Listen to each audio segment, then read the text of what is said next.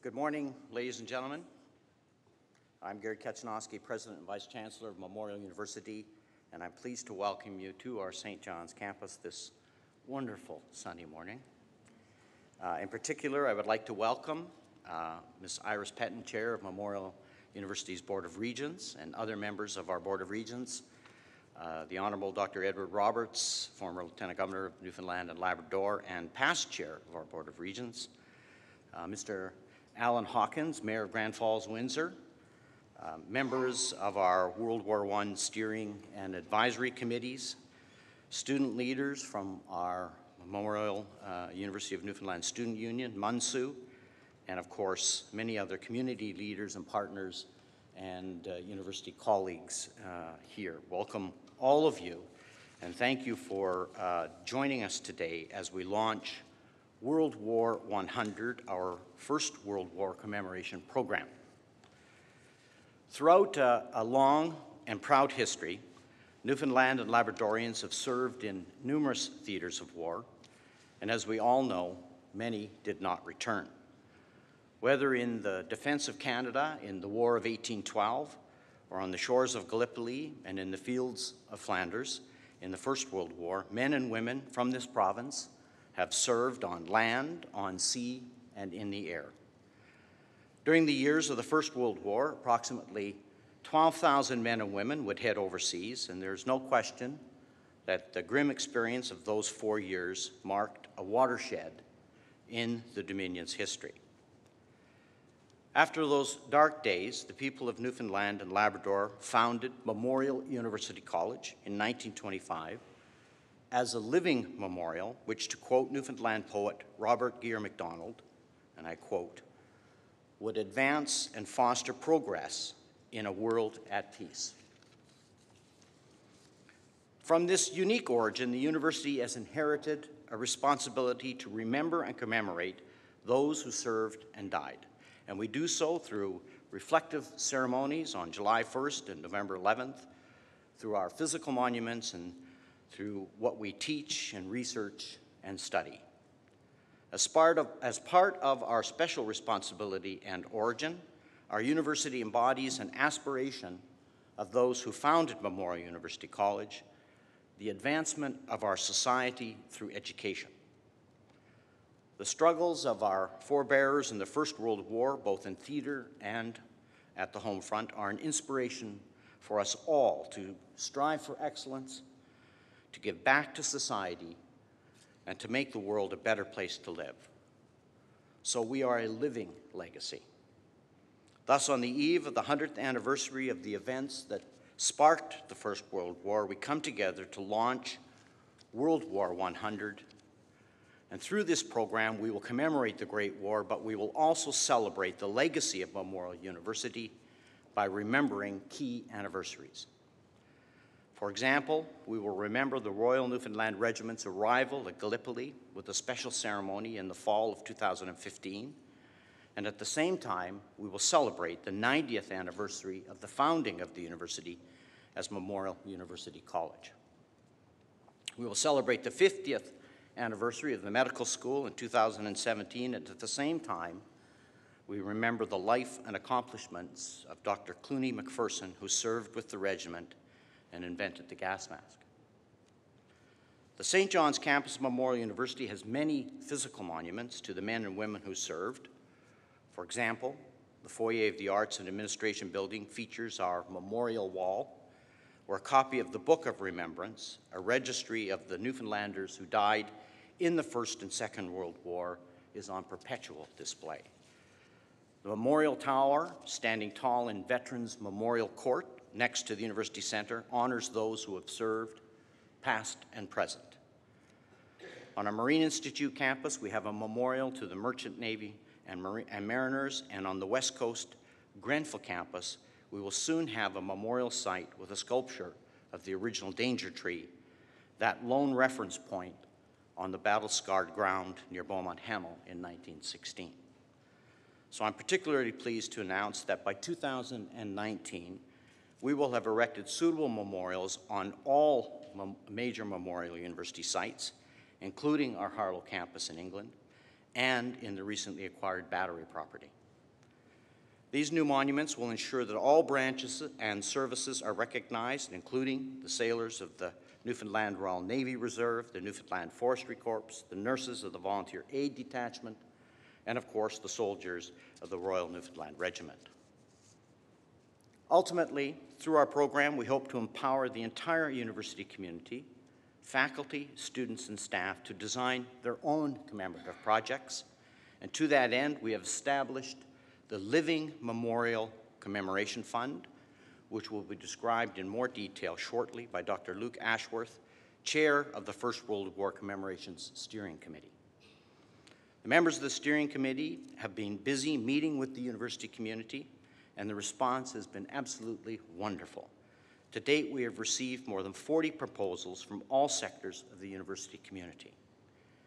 We will commemorate in small ways. For example, new collegiate scarves are being designed, which will bear our World War I commemorations logo, and the logo is on display here today. And we will commemorate in other ways, for example, providing some support for a TV documentary called When the Boys Came Home, the Blue Puttees After the Great War. Finally, and importantly, over this period, we will demonstrate unequivocally our continued commitment to the preservation of our heritage as a top priority at Memorial University.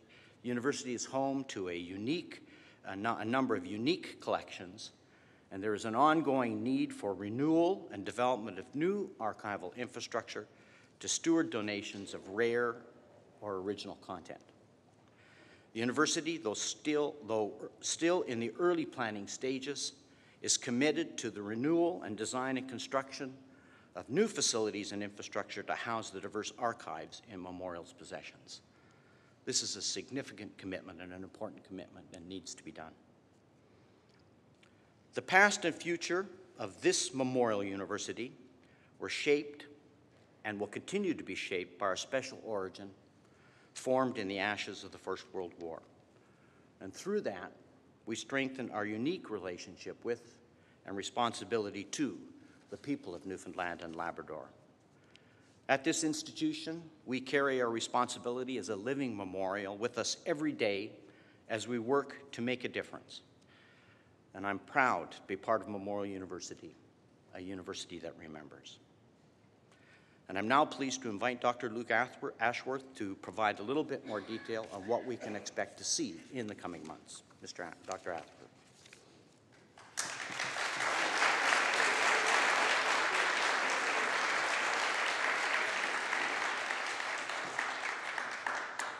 Great. Thank you, Dr. Kaczynowski. I'm chair of the World War 100 Steering Committee, and it's my special privilege here today to introduce the website and the commemorative fund. The World War 100 commemoration program we are launching today was not designed in isolation by the committee. Consultations with the university community and the general public have taken place over the last 2 years. We've solicited ideas and feedback through social media, through presentations and public meetings. And through all of these discussions, it became crystal clear. The people of Newfoundland and Labrador and the university community take great pride in the origins of Memorial University as a living memorial. A great many ideas came forward, and it soon became apparent that the steering committee's role would be to guide and assist, not to dictate or prescribe. To that end, we decided, as Dr. Kaczynowski mentioned, to establish a Living Memorial Commemoration Fund that will empower the university community to commemorate in many different ways while maintaining our fundamental values of integrity, collegiality, and responsibility to place. This fund will support projects from within and without the university community in 3 broad fronts: academic, physical commemorations, and library and archive resources. It speaks, I think, to the high level of interest in the university community that although we are only announcing the Living Memorial Commemoration Fund today, the committee has actually already received 8 proposals for funding. Before I illustrate the value of the funding through a few examples, I'd like to show you how to apply by unveiling our new commemorations website. The website was designed to assist potential applicants in all stages of their projects. For those looking for project ideas, you can search our ideas bank, which contains dozens of suggested projects collected during our 2-year consultation process. For example, if your group would like to build something, if you simply type build in the search box, which you can see there on the website, the suggestions will appear below. We also welcome any other suggestions you may have, which we will then also add to our ideas bank. Or perhaps you have an upcoming event and would like to see if there are any significant anniversaries on that date to commemorate. You can use the anniversary calendar to check, for example, say you have a sporting event on December the 11th.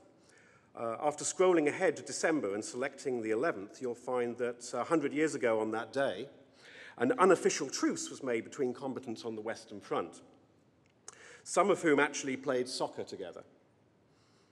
This anniversary may inspire you to add a commemorative element to your sporting events, such as a short speech on how 100 years ago sport brought combatants together in the spirit of peace. There are several other resources on the website to help you with your event, but for now I'll move on to the Living Memorial Commemoration Fund application process. The fund is split into 3 funding streams. The first 2 are solely for the university community, while the third is intended for external projects that advance the university's commemoration program and values.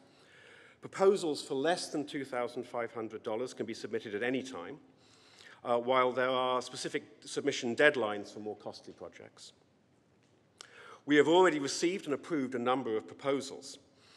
For the academic front, we have helped fund the conference Transnational Actors in War and Peace to be held in St. John's between July 14th and 16th. This conference will look at those groups outside governments who try to influence armed conflict or peace processes. Speakers from Canada, Australia, the UK, and the US will participate, and the conference has been designed to engage members of the public and the university community. For the physical commemoration front, the Living Memorial Commemoration Fund is providing funding and in-kind support to the documentary project When the Boys Come Home by local film production company Rink Rat Productions. This film will explore the famed First 500, the blue puttees of the Newfoundland Regiment, and their experiences when they returned home after the war. Their post-war life will be examined through archival records and interviews with family members.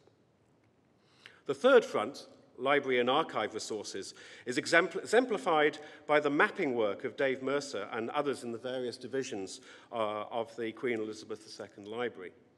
The project consists of several components which, when completed, will be the most comprehensive treatment of the province's First World War contribution. You will be able to watch the progress of the war across the world stage in a time-lapse global view of battles and shifting alliances. Or, if you're interested in a specific individual, you'll be able to determine their community of origin, which battles they served in, and their final resting place. This project, entitled the Newfoundland and Labrador First World War Experience, will be one of the most important lasting legacies of the university's World War 100 commemoration program. I've touched on just a small sample of the projects. Many of these are underway or under consideration. And I do encourage you to visit our website and also our Facebook page. Please like our Facebook page. And apply to the Commemoration Fund if necessary. And participate in one of the most important commemoration periods of our generation. Before I finish, I'd like to explain some of the symbolism associated with the World War 100 program's visual identity and logo. The stylized flower in the logo is a forget-me-not, the original flower of remembrance in Newfoundland and Labrador. The claret center of the flower is in homage to the poppy. The logo also uses claret to reflect the official university's colors of claret and white, which were adopted from the colors of the Royal Newfoundland Regiment. Now I would like to turn over the podium to Bert Riggs, who's head of the Archives and Special Collections Division in the university's library system, who will provide an overview of the educational and research resources provided by Memorial University.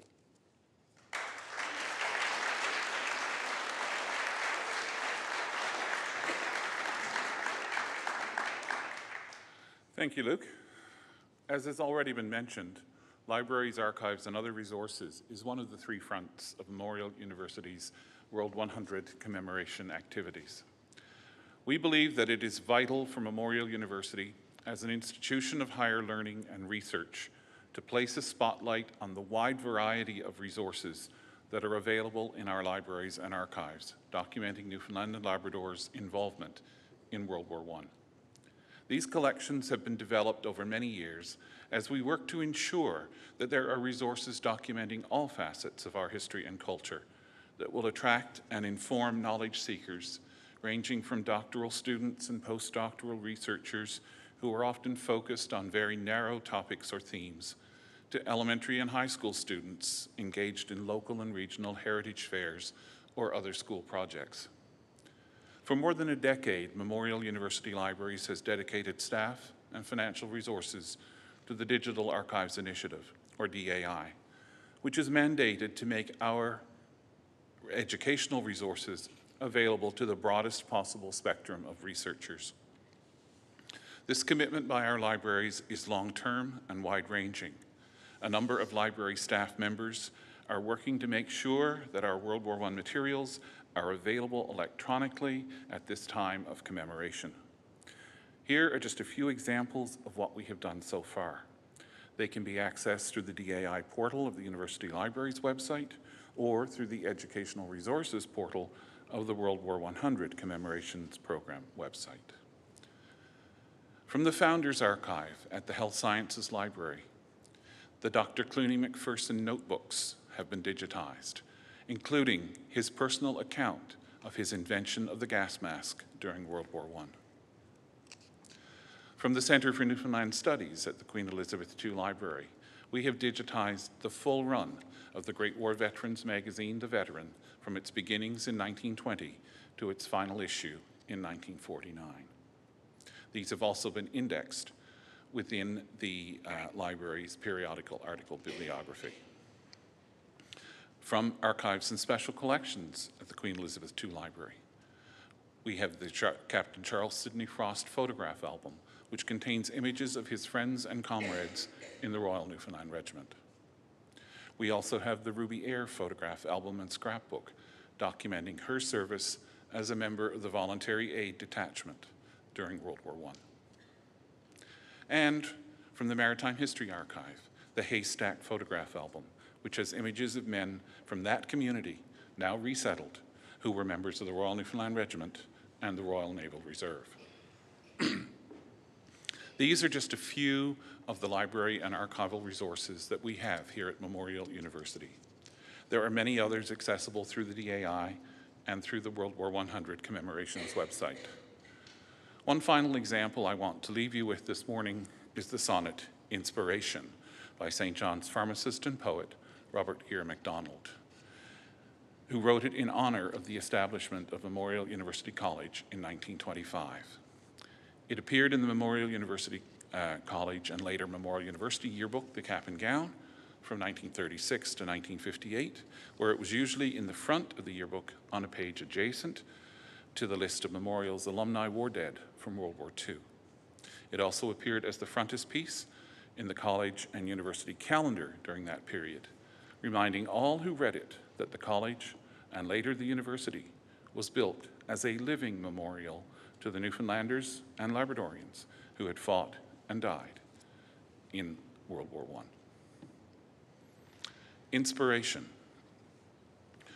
Because they rest in grim Gallipoli, because they sleep on Beaumont Hamel's plain, because beneath the ever-flowing main their bodies find a grave eternally till the last call. In memory of them, we, whose land and theirs they saved, that not in vain their lives were given, have reared this fitting fane for many generations yet to be. Here shall the ancient lore of Greece, Rome and Greece, the learning and the science and the art of England, Flanders, Italy, and France flow in a stream that plays its generous part to fertilize the mind of youth, to advance and foster progress in a world of peace. Thank you.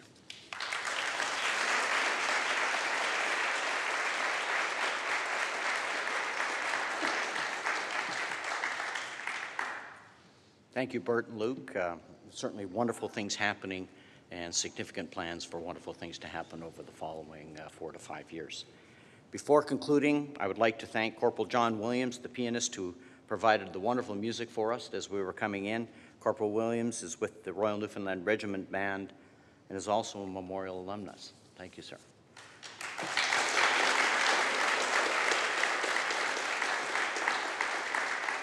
I also want to thank Christopher Reed and Seamus Hogan, 2 Signal Hill Tattoo staff and memorial students who are standing behind me in World War I Royal Newfoundland Regiment uniforms. They're both an inspiration for our events here today. Thank you very much, and please join me in thanking them.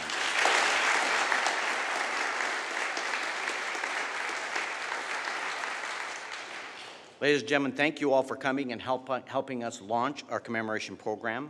As you can see, we have wonderful things already in the planning stages for the 5-year period, and we anticipate that in the months and years to come, we will have even more programs and projects that reflect our unique origins, and we hope that you will contribute to it by going to our website and learning about all of those initiatives and perhaps even planning and carrying out your own initiatives.